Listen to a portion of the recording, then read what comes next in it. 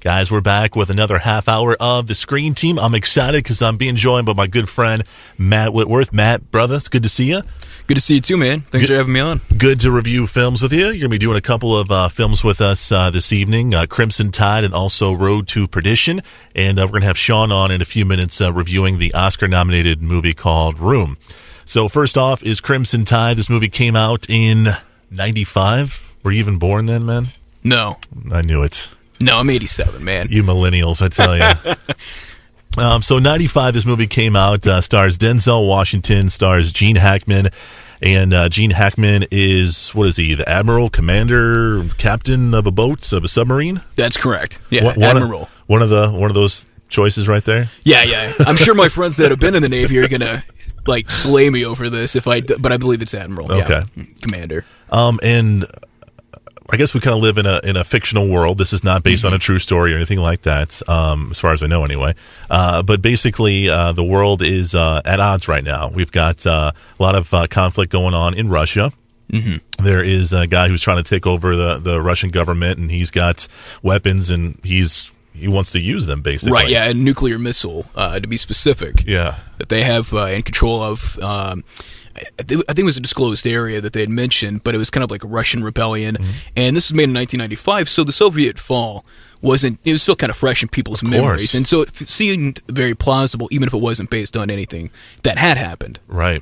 So the government, U.S. government, has decided to put out the best of the best. They get out the Navy folks and get out the submarine people, and they're on call to strike if they have to.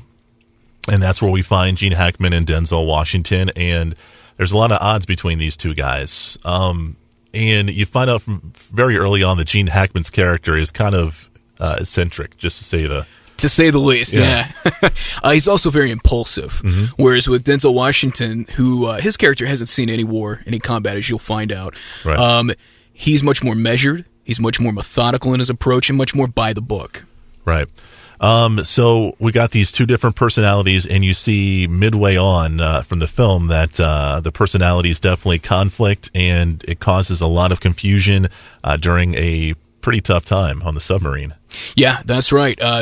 It's funny because you think that the movie's going to be more about wartime crisis and, that sort of thing, but it's really more the internal struggle between these two commanders and, his second in command. Yeah.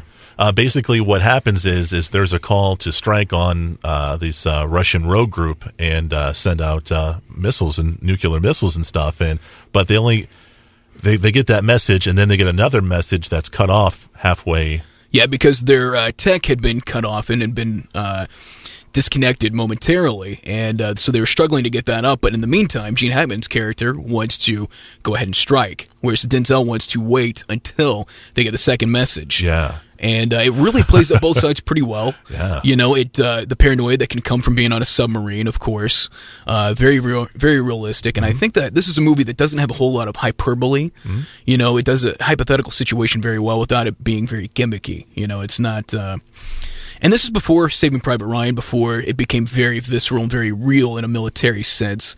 But this isn't as much about war and kind of the horrors of it, more as the prevention of it.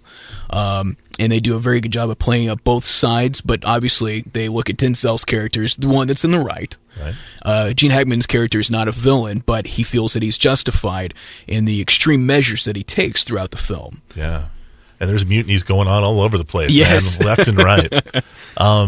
I had gotten introduced to this film by my dad. I guess he had bought it on VHS, and I would just watch it over and over again. The tension, the drama is really, I think, what sells this film.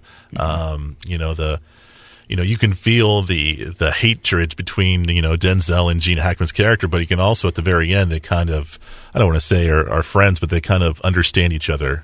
They definitely have a mutual respect, and I think that they had a mutual respect and admiration at the beginning of the film. Mm-hmm. You see, Gene Hackman's character feels like he's being outdated, he's being phased out, if you will, whereas Denzel Washington's character is the new breed, and so he also has a chip on his shoulder.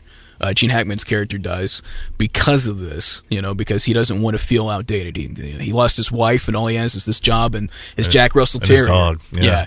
And so he's doing everything he can, maybe not using the best judgment, if that were. All right, so I like this. I've seen it a million times. I enjoy it. Matt Whitworth, this was your first viewing of it. What were your thoughts? Thought it was great. Yeah, very, very good movie. I had fairly, I wouldn't say low expectations for it, but I wasn't, blown away. No, it's okay. It's a Bruckheimer production. Right, so. but this is okay. 1995, I think it was also the year. Maybe it was 96. That the only Michael Bay film that came out was The Rock that I like. Okay? Yeah. Very good movie, and Sean Connery had very much to do with that being a good movie. Welcome and this to was, The Rock. Very good impression, by the way. And so this was a Bruckheimer film that, like Pirates of the Caribbean, after that, it's one of the few that I really enjoyed. Yeah. But again, it was a fairly realistic, or at least believable. I wasn't in the military, so I can't say, they followed protocol well here, or this is, where they made mistakes. But it seemed very believable and seemed realistic in the portrayal of the situation and how they handled it. And again, playing at both sides and how both sides had their merits as far as the way that they wanted to go about the situation. This film has got a lot of recognizable faces in it. Like we said, Denzel, Gene Hackman's in it. Also, Viggo Mortensen is in it as well. A pivotal part in the movie as well. Yeah, very much his so. character is key to several of the mutinies that go on. Yeah, definitely. Also, what is his name? James Gandolfini. Yes, is in it as well. I think right before he goes on to play Tony Soprano in his most famous role. But he was great in this movie as a real, I don't want to give away too much, but kind of a scumbag. Yeah. To be honest. And he's great at playing that character. You can just tell it in his look, man. He's always got that look like, yeah. Like something else is going on in there, man. Who else were you getting ready to say? Oh, Steve Zahn was another one. That's right, he was in that. Yeah, and I didn't even notice him in the movie until we saw the post-credits that Steve Zahn was in it, long before his Saving Silverman fame. Yeah. Ricky Schroeder, did you see him in it as well? Yes, that's right, yeah. Yeah, a lot of good actors in this film. Matt, this hard question for you, but who's going to like this film? Obviously, we liked it. Is it more of a guy flick than anything I think else? so, but my wife also really enjoyed it. She said it was really good. But she has really good taste in movies, besides owning the Twilight movies at one point, which have been eradicated from our collection. At one point, did you burn them, or what'd you do, man? I cannot say. You can't disclose that on air. That's right. It's pending legal action. Gotcha. I understand. All right. So the movie's called Crimson Tide. Came out in 1995. Great flick, and I think it's one of those flicks that people might have forgotten about. And hidden gem from the 90s for sure. Yeah. In a period that was just ripe with great films. Yeah, true. All right, Crimson Tide is the name of the film. If you get a chance, definitely check it out on DVD. Matt, you're going to hang out with us. You're going to come back and do Road to Perdition with Tom Hanks, right? That's correct. All right, we'll have more with Matt Whitworth a little bit later on in the show. Sean is coming in next to review the movie Room. It's coming your way next on KWOC.